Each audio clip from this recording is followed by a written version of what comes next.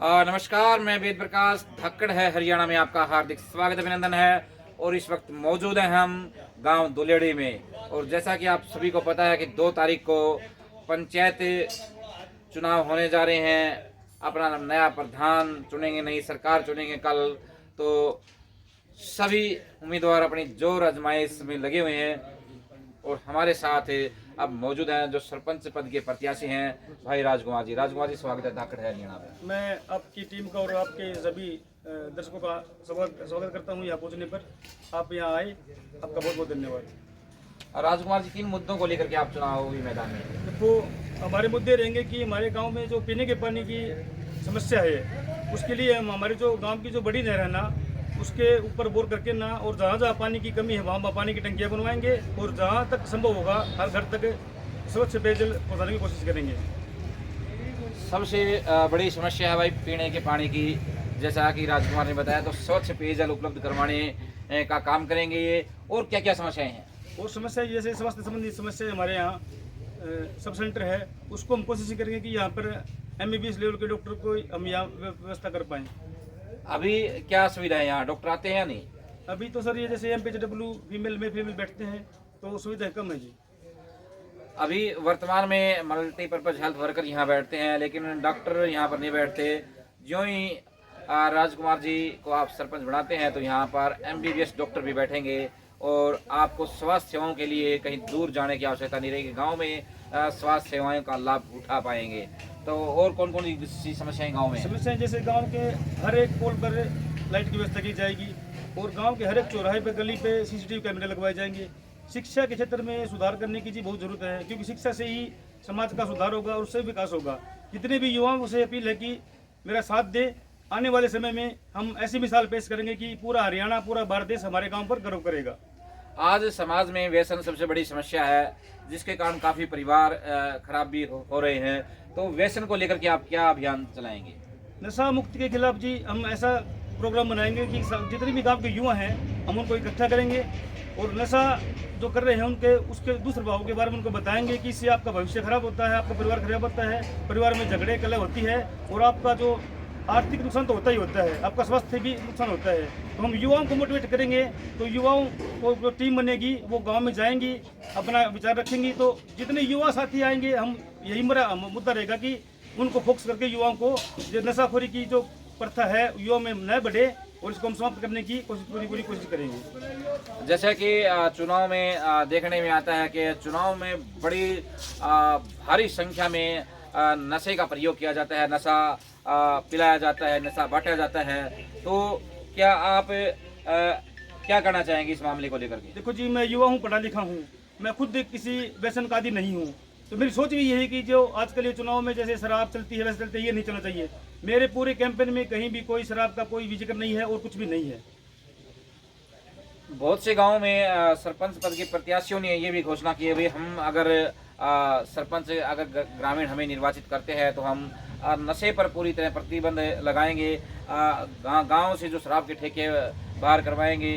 अभी गांव निंगाना कला में भी ऐसे कैंडिडेट सामने आए जिनके समर्थन में भारी संख्याओं में महिलाएं उमड़ी, और उन्होंने कहा कि भाई अगर दारू बंद करवाएंगे तो हम आपके साथ हैं। जिस प्रकार से 1995 में चौधरी बंसीलाल ने शराबबंदी की थी और पूरे प्रदेश में महिलाओं ने दबकर हरियाणा विकास पार्टी की सरकार बनाई थी और उनको इस प्रदेश का मुखिया बनाया था।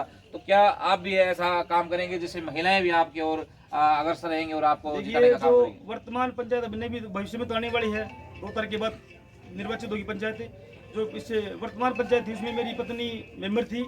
हमने मिलकर ना हमारे गांव में प्रस्ताव पास किया कि हमारे गांव में ठेका बंद हो, और हमने प्रस्ताव पास किया तो ठेका हमारे गांव में बंद भी हो गया था। लेकिन कुछ ऐसे होते हैं कि सेटिंग वगैरह करके जो कुछ थी उन्होंने ऐसा दोबारा करवा दिया ये शुरू। लेकिन आगे भी ऐसे जो हमारी पंचायत है इसमें आधी भागीदारी महिलाओं की है और युवा टीम की है। तो हमारा यही प्रयास रहेगा कि जो हमने पिछले साल बंद किया था नशाखोरी का ठेका पर है, ये हम इसका कोई भी इसको अमल करेंगे, उसको गांव से दूर करेंगे। जैसे सरकार ने अभी पंचायत चुनाव में एक नई घोषणा की है और वो उसका अमली जामा भी पहना दिया है। महिलाओं को 50% भागीदारी दी है। पंच, सरपंच, बीडीसी मेंबर, जिला परिषद में महिलाओं को 50% आरक्षण दिया है। क्या कहना चाहेंगे, ये एक अच्छा काम है या ठीक है? देखिए, आज की महिला कितनी सशक्त है इसके बारे में बताने की जरूरत नहीं है।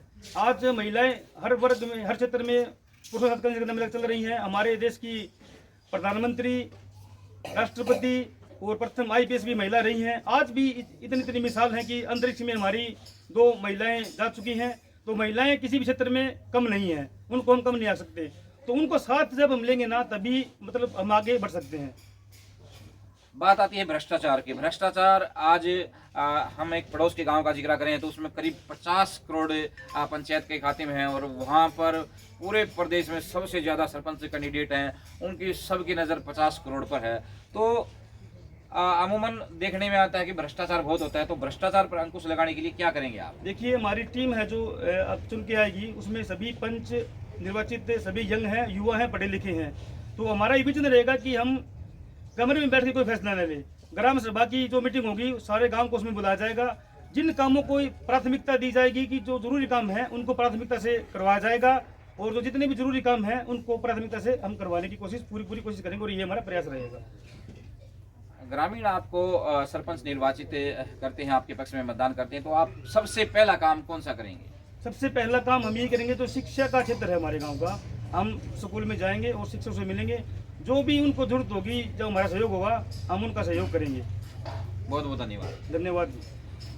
तो ये थे हमारे साथ राजकुमार जी, जो गांव दुलड़ी में सरपंच पद के प्रत्याशी हैं और इन्होंने जो बातें की हैं बड़ी ही आमजन के लिए लाभदायी हैं। और चुनाव निशान क्या है जी आपका? कांच का गिलास है चुनाव निशान। तो और क्या संदेश देना चाहते हैं? संदेश ये कि जितनी भी सरकारी योजनाएं आती हैं, हमारे गांव में लगभग भोले वाले लोग रहते हैं, उनको उनके अधिकारों का पता नहीं चलता कि क्या चले सरकार की योजनाएं हैं, उन तक नहीं पहुंच पाती हैं। हम यही कोशिश करेंगे, जितना भी सरकार की योजनाएं होंगी, हम पूरे गांव को साथ लेकर उन योजनाओं का लाभ हर एक ग्रामवासी तक पहुंचे और जिसको जरूरत है उसको सबसे पहले पहुंचाने की कोशिश करेंगे। बहुत बहुत धन्यवाद। धन्यवाद।